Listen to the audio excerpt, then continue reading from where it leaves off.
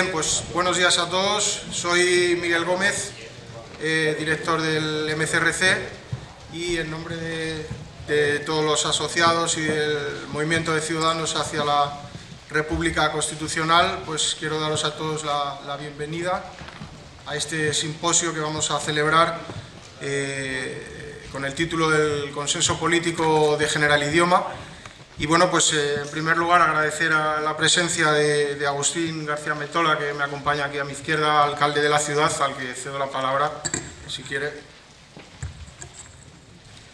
Gracias, Miguel. Muy buenos días, un saludo a todos los presentes. En nombre de la ciudad de Santo Domingo de la Calzada, de la corporación que presido y en el mío propio, y yo creo que lo que procede en primer lugar es dar las gracias. Dar las gracias a todos los que se han acercado a Santo Domingo de la Calzada para tomar parte en este simposio. Agradecer sinceramente el trabajo de todos los organizadores, en este caso además del Movimiento Ciudadano hacia la República Constitucional, y me van a permitir que haga un pequeño agradecimiento más cercano, porque somos casi familia, a Natalia Muñoz, que es la coordinadora, y yo sé que en muchos aspectos es la que más se ha movido en relación con el ayuntamiento y con la propia asociación o con el propio movimiento. Miguel traslada además a todos los componentes el agradecimiento de esta ciudad, y es complicado además dar un pequeño saludo de bienvenida, sobre todo con el título en el que da la sensación de que los políticos, pues parece que, ya veremos las conclusiones, pues que degeneramos un poquitín el idioma, ¿no?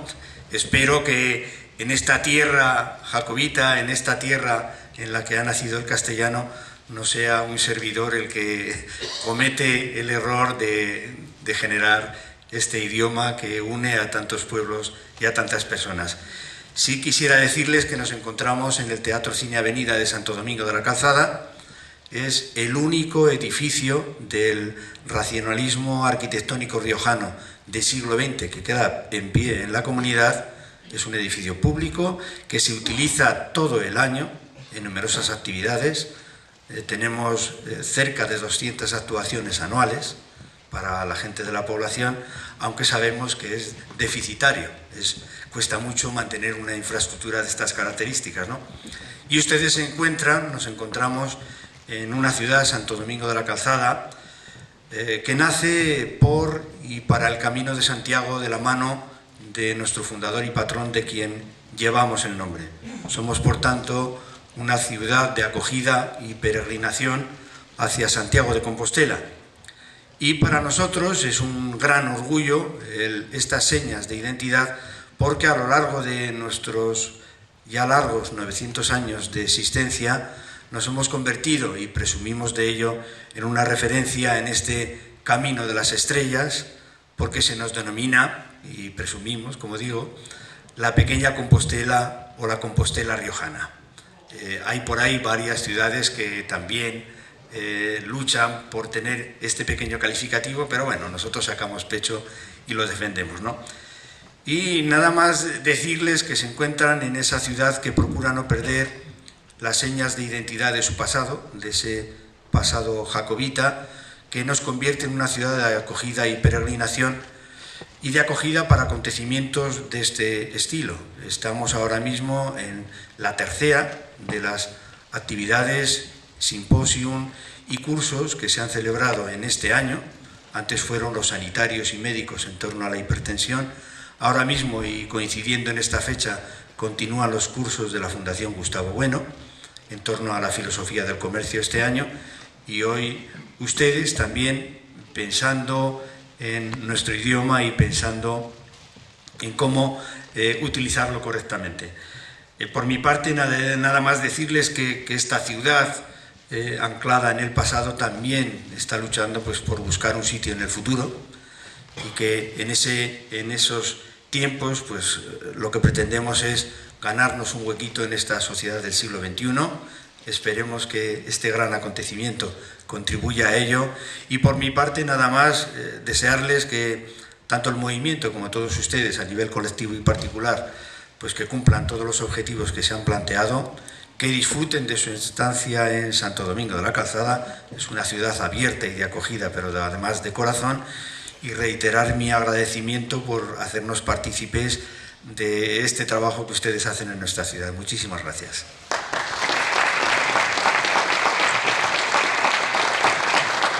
Bueno, pues muchas gracias por sus palabras. Y bueno, yo tampoco quiero extenderme mucho más, simplemente reiterar pues nuestra bienvenida, desear que sea del máximo interés todas las ponencias que vamos a tener en estos días a partir de ahora mismo que vamos a comenzar.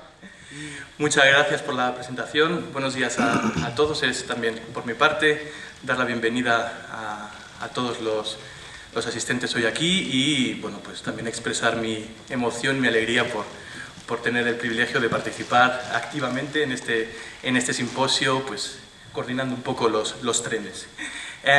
Como ha dicho Miguel, vamos a empezar, antes de comenzar con las ponencias, vamos a comenzar porque esto es un acto cultural y es un acto del idioma, y qué mejor que hacerlo pues con un creador, con un autor, que es un destacado asociado a la MCRC, al cual le doy la bienvenida, Alejandro Gijirey, que nos leerá un soneto que él mismo ha compuesto para la ocasión. Alejandro, gracias.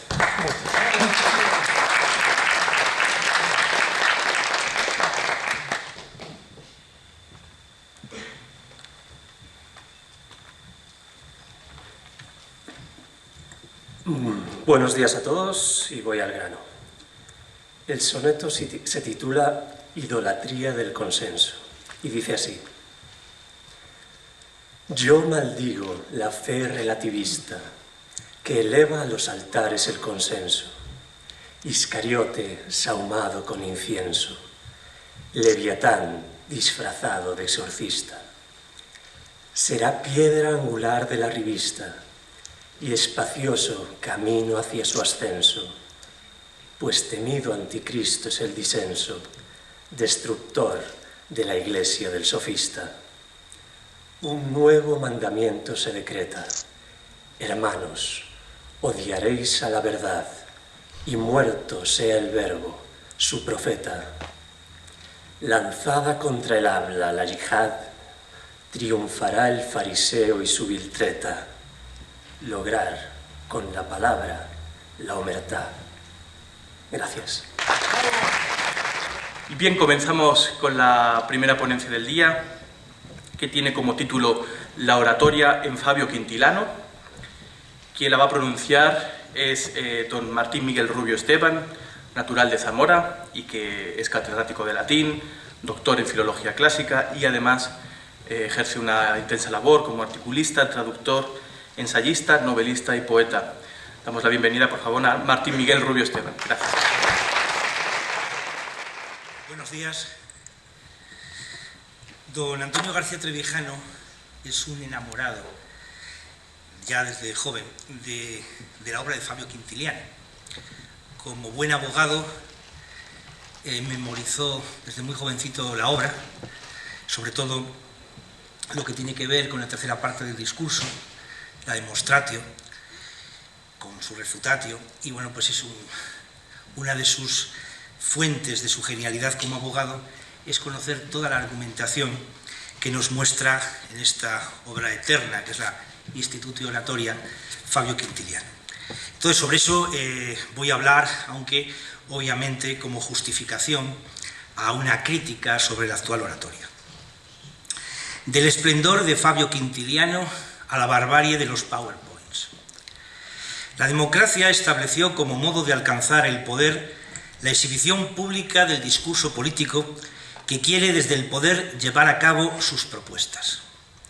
Diríase que la eleucería, libertad, con su concreción en isegoría, libertad de expresión política, aspiraba a sustituir la fuerza o la riqueza por la palabra libre que transportaba en ella misma el logos triunfador. La fe en las palabras se sostenía por la fe en un logos que hacía compatible los intereses privados con el bien común. Aunque ello evitaba alcanzar el poder político con una inversión de cruenta dosis de dolor y muerte, civilizándose el juego del poder en ese sentido de no violencia, no todos, sin embargo, admitían sin condiciones esta forma incruenta de alcanzar el poder. Porque la palabra, aunque no te destroza el cuerpo, ni te mata físicamente, puede corromper, si es mentirosa, el alma de los ciudadanos, que para algunos sofistas como Gorgias es mucho peor que la opresión con sus mordazas. En sus discursos sobre Helena y Palamedes, Gorgias demuestra que la seducción puede ser peor que la violación, en cuanto que no hay mayor violencia que la mujer que se entrega engañada, o que la calumnia y la mentira son peor que la opresión. Se decide matar a un inocente gracias a pruebas falsas. La oratoria de París y de Ulises hacen más daño que los abusos de Agamenón, pues con ella se consigue hacer el mal con la aquiescencia de las propias víctimas, Helena y los engañados asesinos de Palamedes. Es así que a partir de Gorgias se asienta un principio incuestionable tanto en la oratoria política como en la jurídica. El orador debe ser un hombre bueno. Solo pueden llegar a hablar al pueblo los hombres honrados. Todos los tratados de oratoria tienen en su frontispicio ese principio. La principal característica del orador, su fundamento, es su honradez.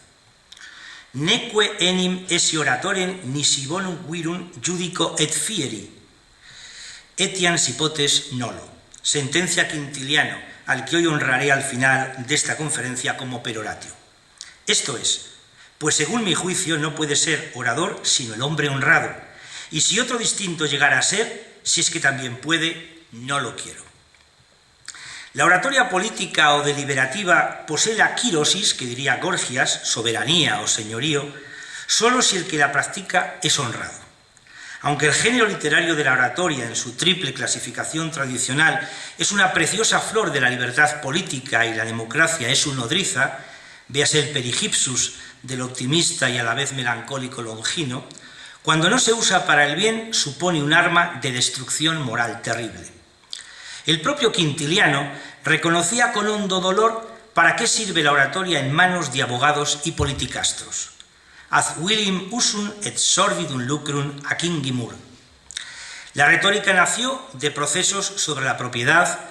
Hacia el año 485 a.C., dos tiranos sicilianos, Elón y Hierón, decretaron deportaciones, traslados de población y expropiaciones para poblar Siracusa y adjudicar lotes a los mercenarios.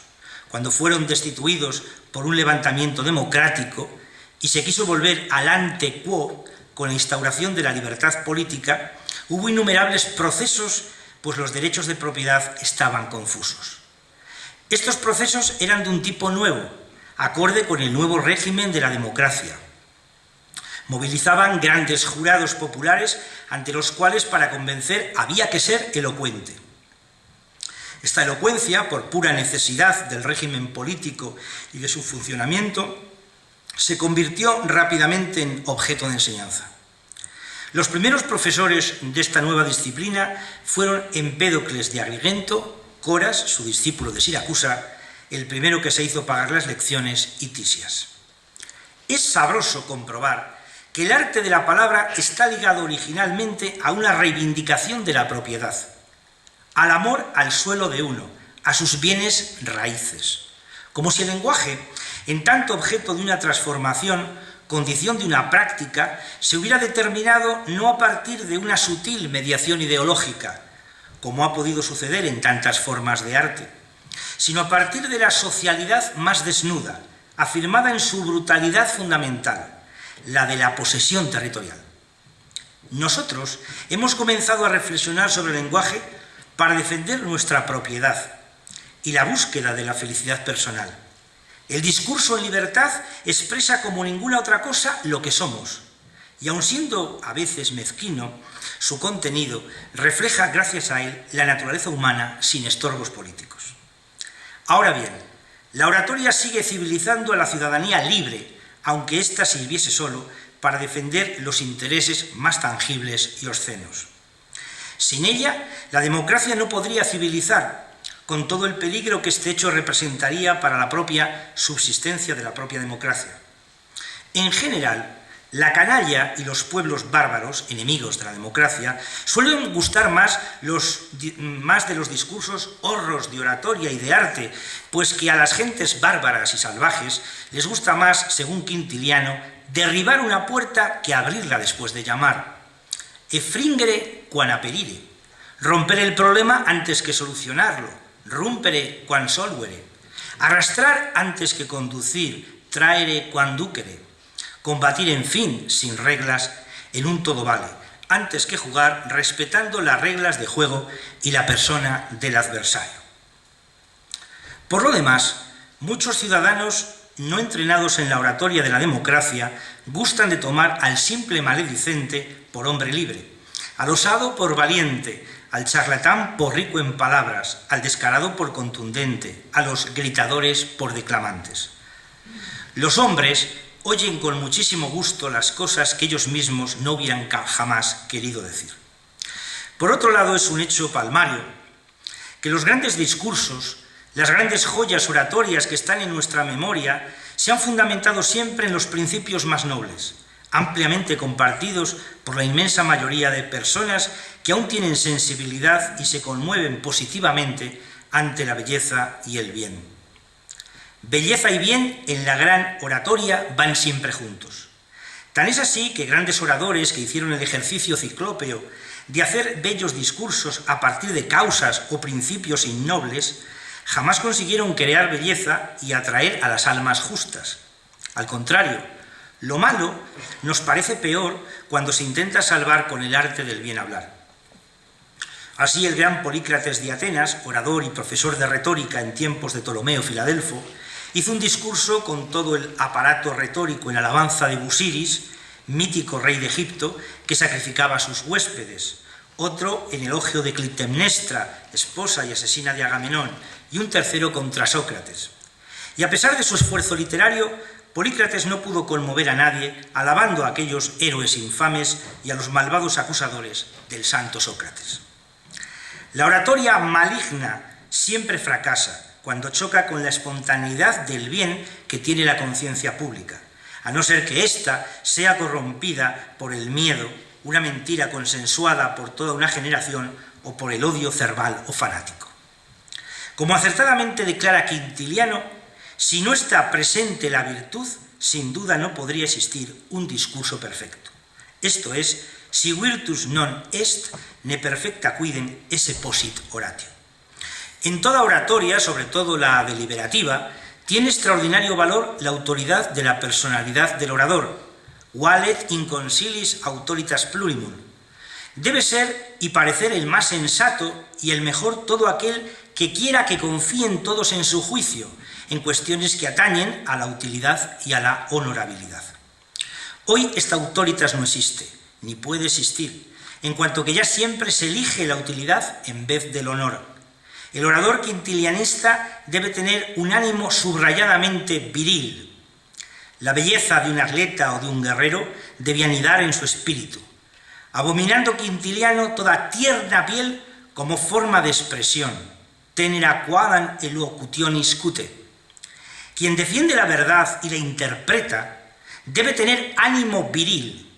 Quizás no sea esto muy propio de la doctrina universal de lo políticamente correcto, pero aquí queremos hablar de Quintiliano sin eliminar su pensamiento viril, virilitatis quisa. Porque además Quintiliano ve la frecuente necesidad de combate frontal tanto en el debate político como en los juicios. Directa fronte pugnandum est. Y el uso del discurso agrio y vehemente, si acri et vehementi fuerit usus oratione. Sin ánimo viril, en fin, no podemos sostener con firmeza eso que en sí es justo y verdadero. La cultura del orador clásico, como la del político actual, debe ser lo más enciclopédica posible, porque debe saber encajar la materia de la que ha de hablar en un contexto general. La materia de la retórica son todos los asuntos que se pueden ofrecer al discurso. Cuando Aristóteles dividió el discurso en tres clases o genera orationum, judiciale, deliberativum et demonstrativum, este último dividido en alabanza y vituperio, asignó al orador todas las cosas del mundo y sus relaciones. Cicerón llama a los aristotélicos orationum genera causarum, materias del arte oratorio, que exigen cada una de ellas la inquentio y la dispositio, la elocutio y la memoria, y la pronuntiatio sive actio. La retórica pone freno a las acrobacias del discurso, encajando a este en un modelo clásico que ha pervivido más de 2600 años. Memorizar este modelo garantiza la coherencia, la comprensión del oyente y la belleza, pero un sistema político fundamentado en el olvido sistemático, como es este, no puede producir arte oratoria, ni la misma libertad es invenible en él. Hay tres cosas que debe aportar el orador en cualquier discurso: enseñar, mover y deleitar. Cada discurso se fundamenta en una causa, y una causa es un asunto cuyo objeto es una cuestión discutida. En palabras de los romanos, causa est negotium cuius finis est controversia. Eso es, no hay oratoria posible con consenso. La madre que mueve el discurso y la política se llama controversia.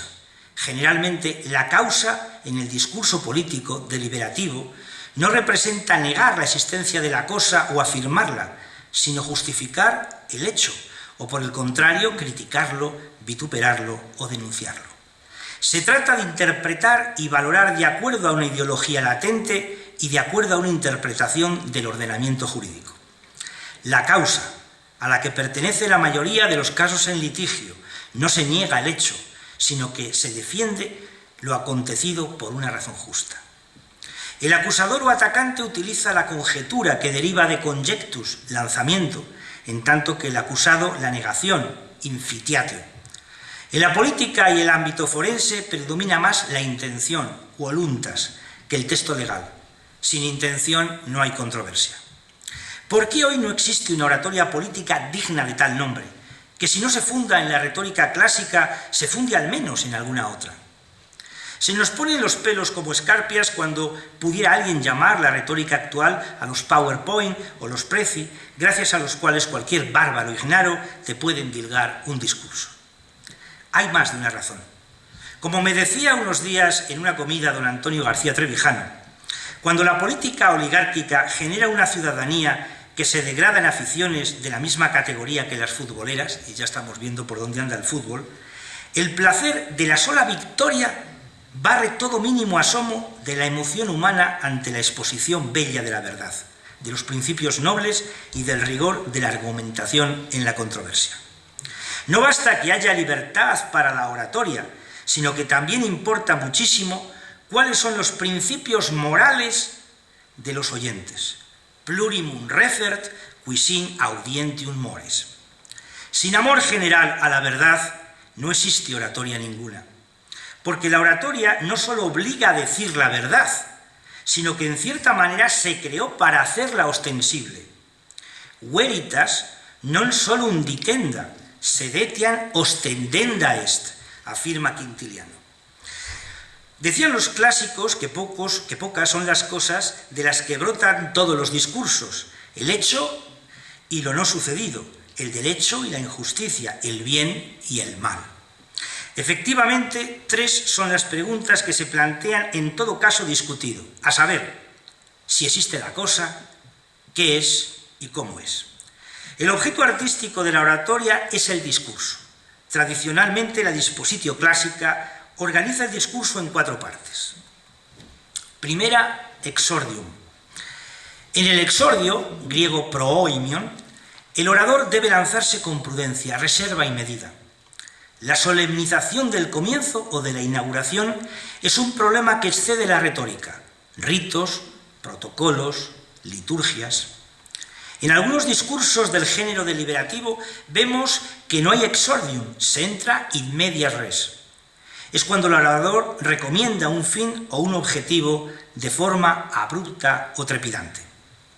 El exordio tiene como objetivo hacer a los oyentes, jueces o pueblo, benévolos, atentos y receptivos. Benevoli, attenti et dociles. El exordio comprende canónicamente 2 momentos. A, la captatio benevolentiae, o intento de seducción del auditorio al que inmediatamente se trata de captar con una prueba de complicidad. La retórica clásica y medieval tiene una miríada de topoi o trucos para conseguir el orador la simpatía de los jueces o del auditorio.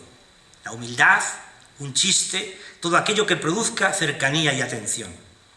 También a veces encontramos en este apartado un excursus o egresio en forma de anécdota sabrosa con que enganchar al público. Debemos ser humildes en esta parte y considerarnos a nosotros mismos de poco talento y dignidad, pues había entonces una natural tendencia del pueblo a favorecer a los modestos. Hoy que el pueblo ha sido sustituido por los idiotas aislados, la cosa ya no es así, pues que la razón común ha desaparecido y los fantasmas tienen prestigio. Tampoco debemos dar la idea de confiar mucho en nosotros mismos, pues tanto el juez como el pueblo aborrecen por lo general la autoconfianza de quien litiga por un derecho.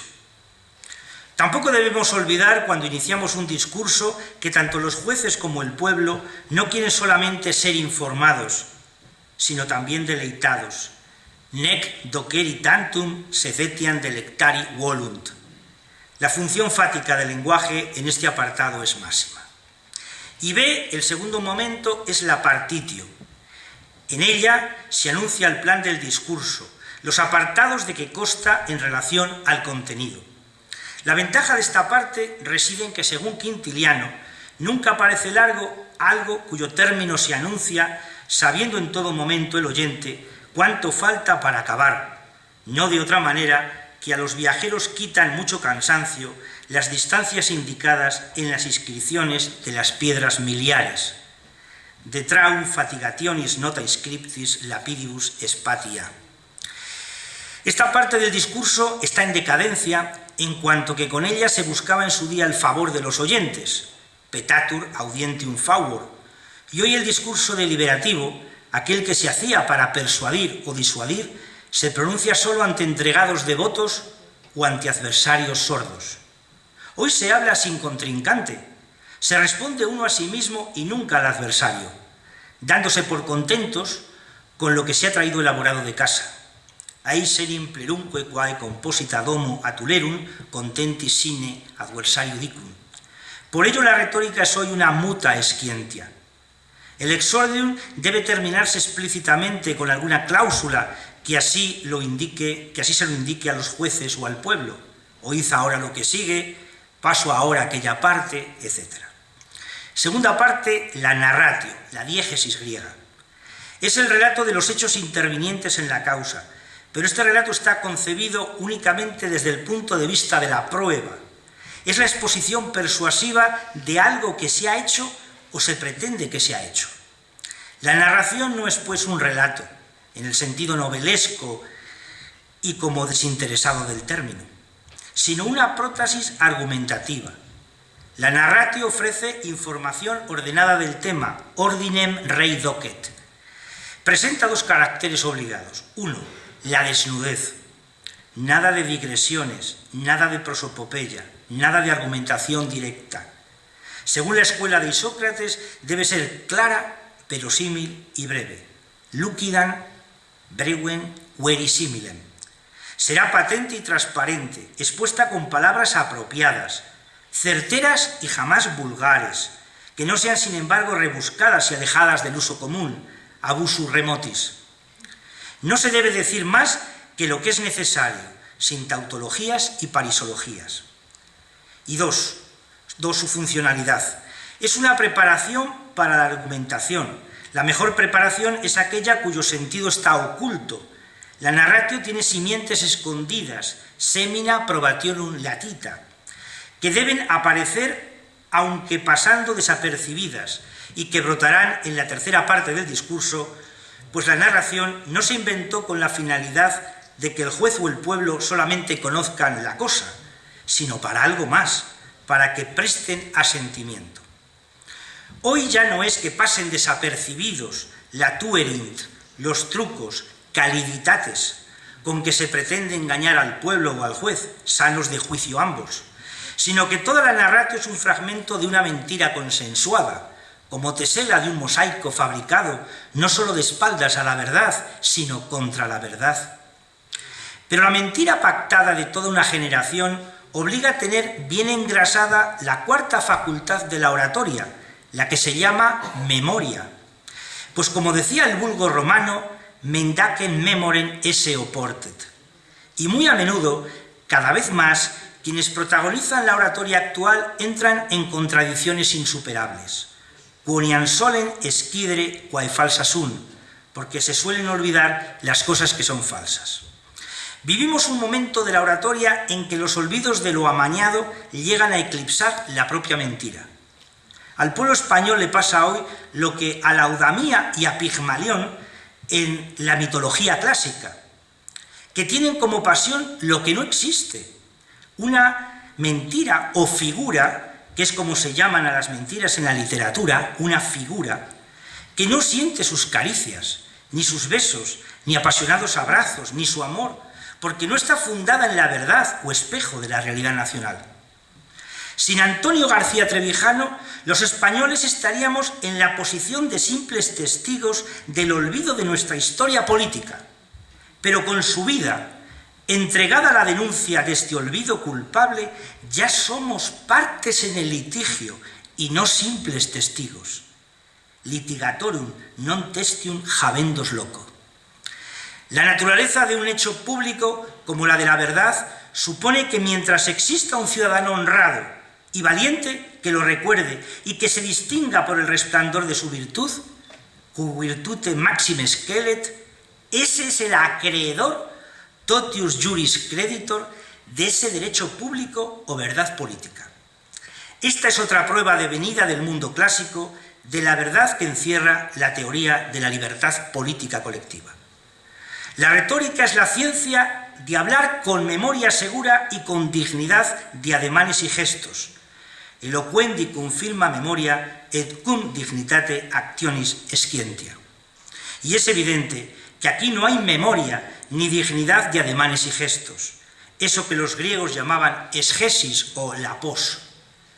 Cuando el jus belli, que creó un régimen que se subsumió en la transición y que por tanto sigue latiendo, aún sostiene un Estado que pomposamente se llama de derecho, cuando donde hay libertad pública carece de valor aquel derecho. Y el jus es siempre más abstracto que la lex, porque un derecho jamás podrá convertirse en regalo por la fuerza de un vencedor. Non posse donari a victore jus. Fuerza y guerra son términos etimológicamente sinónimos. Latín bellum, sanscritum balam. Lo contrario es debilis, con la apofonía de la A, esto es, sin fuerza. La narratio incluye dos tipos de elementos, los hechos facta y las descripciones ekphraseis. Hoy, en estos tiempos tenebregosos de posverdad y hechos alternativos, capitaneados por un empusa, la narratio contiene la transparencia de la mala literatura de ficción, kitsch, a la que solo se le exige la coherencia verosímil de los sujetos diegéticos y metadiegéticos. A veces la narración es un simple enunciado: yo no he matado a ese hombre. Tú estuviste en ese lugar en el que fue asesinado tu enemigo y tenías una espada ensangrentada en tu diestra. Yo afirmo que Horacio ha matado a su hermana, etc. Ahora bien, la brevedad no debe carecer de aliño, non in ornata debet esse brevitas, porque menos largas parecen las cosas que procuran distracción. Suele terminar la narratio con cláusulas del tipo: habéis oído lo que hasta aquí sucedió, oíd ahora lo que sigue, etc. Tercera parte, la confirmatio. A la narratio o exposición de los hechos le sigue la confirmatio o exposición de los argumentos. Es aquí donde se enuncian las pruebas. Si la narración es un continuo enunciado de la demostración o confirmatio, la demostración será una argumentante corroboración será una argumentante corroboración en armonía con la narratio. En numerosos discursos la confirmatio empieza con una parékbasis o egresio, una digresión o excursus en que el orador se explaya a través de algún elemento del discurso: patria, persona, familia, tipo de delito, asunto político, etc.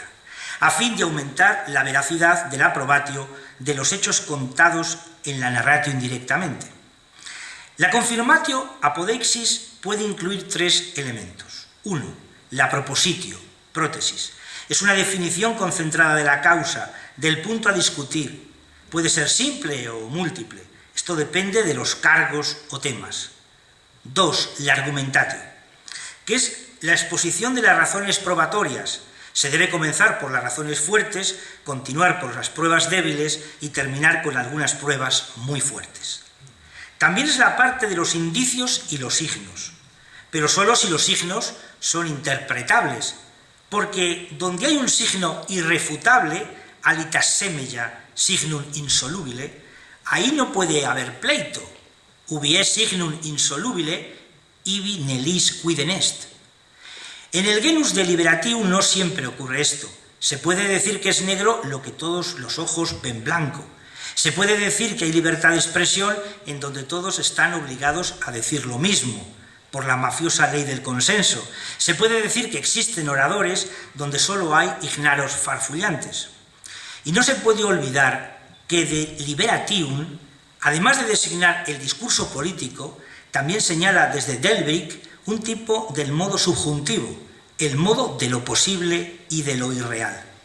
Como testimonio de autoridad, también se usan en este apartado de la argumentatio los proverbios o los refranes, dobles verdades, en cuanto que al no tener autores conocidos, dimanan de la sabiduría popular. Y 3, la altercatio o refutatio, el ataque racional en segunda persona al adversario político, genus deliberatium, o al abogado de la otra parte, genus forense.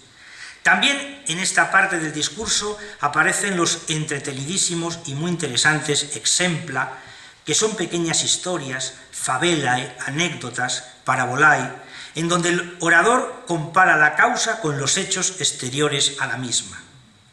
La incultura sistemática de la mayor parte de los políticos actuales hace imposible este apartado en su trabucante oratoria. Finalmente, en la refutatio encontramos los famosos entimemas y epiqueremas, que son los silogismos propios de la oratoria clásica. Y finalmente, la cuarta parte, el epílogus. La última parte de la oratio supone el intento del orador de dejar con buen sabor de boca a su auditorio.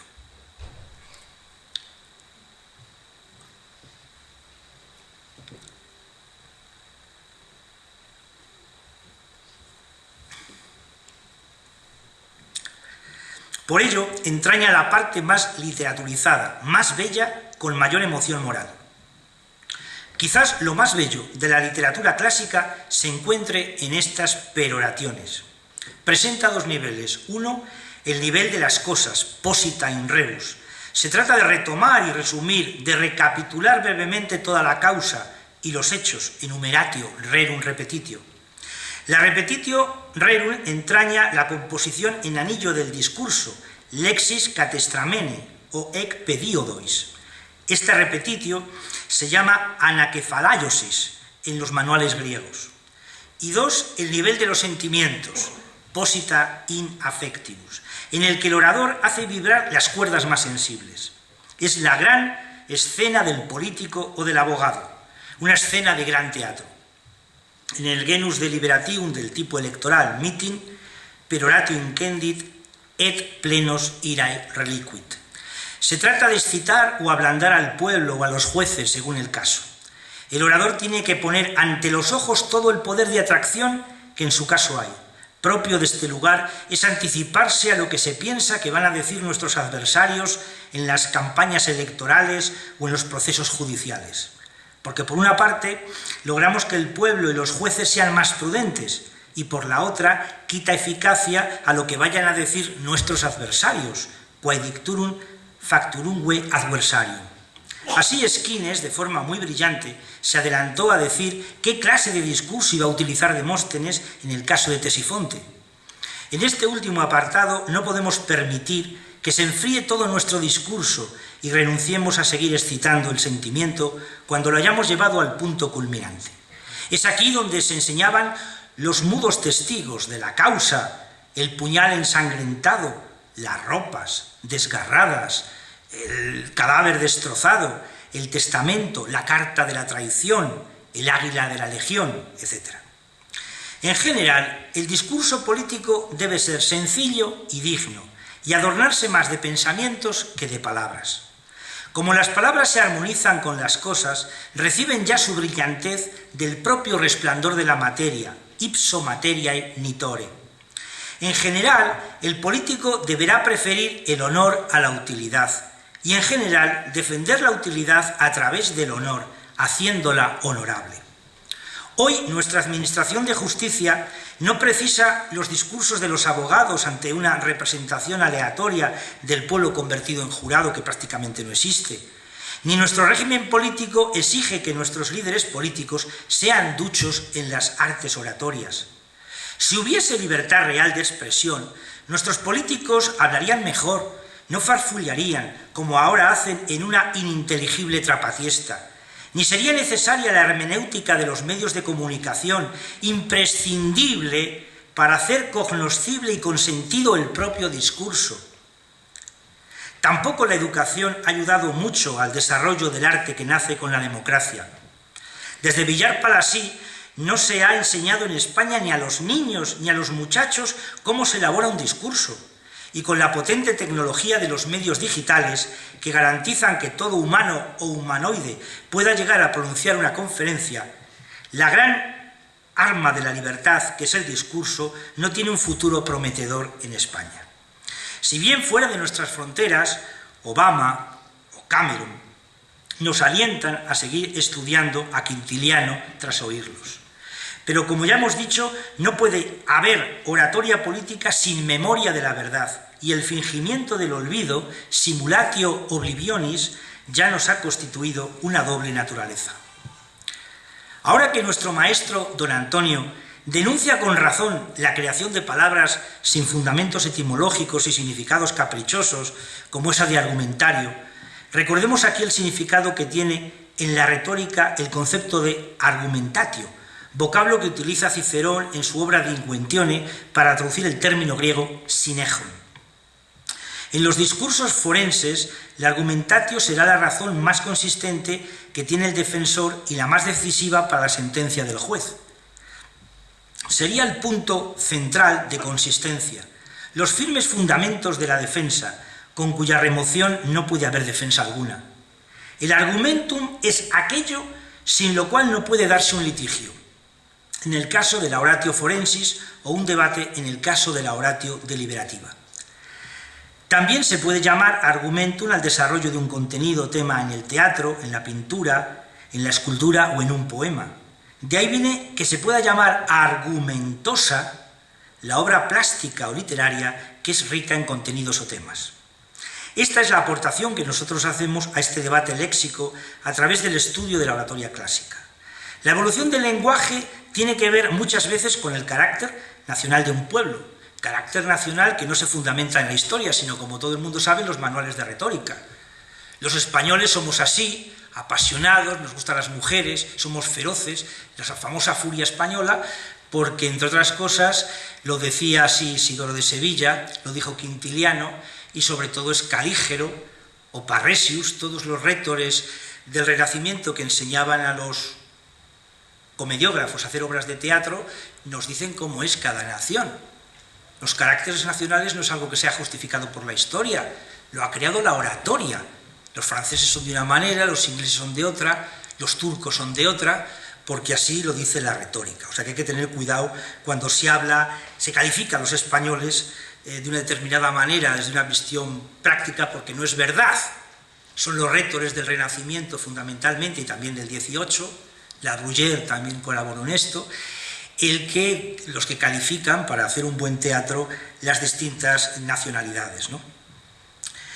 Así los romanos tradujeron a la eptosis aitiatiqué del griego como casus accusatius, en vez de casus causativus, que es como se debería llamar, o motivante, porque el primer significado de aitía es causa o motivo, y no acusación, que es su segunda acepción.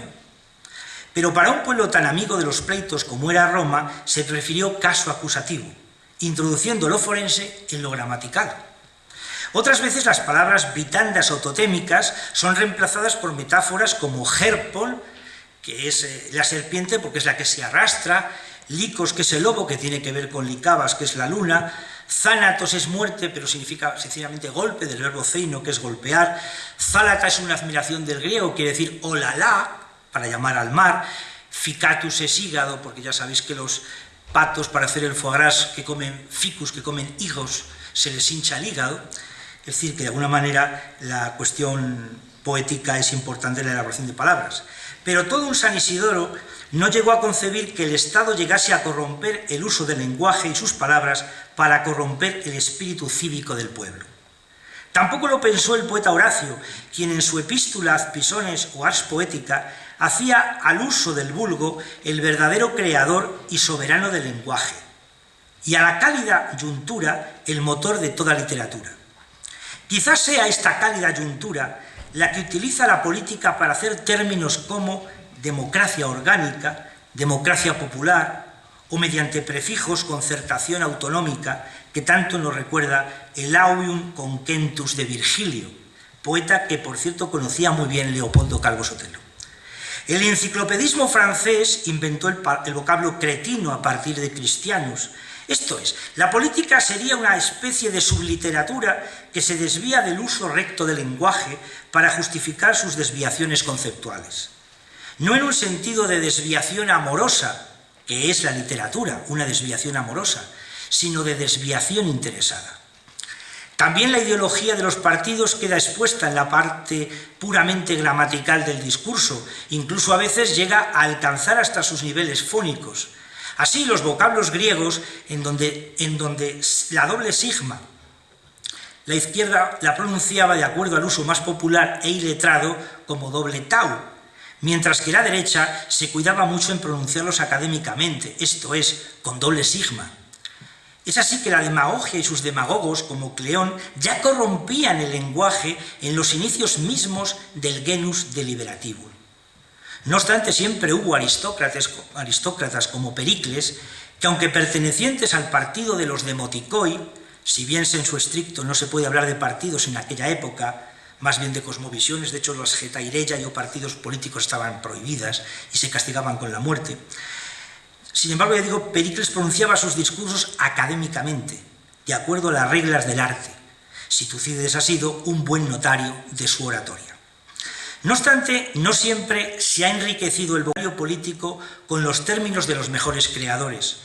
Así, el término político creado por nuestro genial Gracián, nihilotes, a partir del indefinido latino nihil, significando aquellos que no tienen ningún derecho político porque no tienen propiedad, especie de los hipomellones espartanos, no pasó al vocabulario político salvo en un japas de la obra de Schopenhauer, tan devoto de nuestro genio barroco. Cada palabra tiene su propia historia. Cuando aquí nos proponemos luchar contra la degeneración del idioma, no estamos quitando al uso del habla su soberanía legítima sobre la misma, como ya nos advirtiese el divino Horacio. Multa renascendur quae janque quidere cadenque, quae nun sunt in honore vocabula si volet usus, quem penes arbitrium es et jus et norma loquendi. Versos que torpemente traducidos por un servidor dicen lo siguiente: muchas palabras renacerán que ya murieron, caerán otras que ahora están en vigor y en honra, si se le antoja al uso en quien está el arbitrio, el derecho y la norma del lenguaje. Cuando aquí hablamos de degeneración del idioma, es cuando éste deja de ser un instrumento de comunicación y de organización de las cosas del mundo y sus relaciones, para convertirse en un complejo de artimañas para engañar al hablante y soslayar la realidad.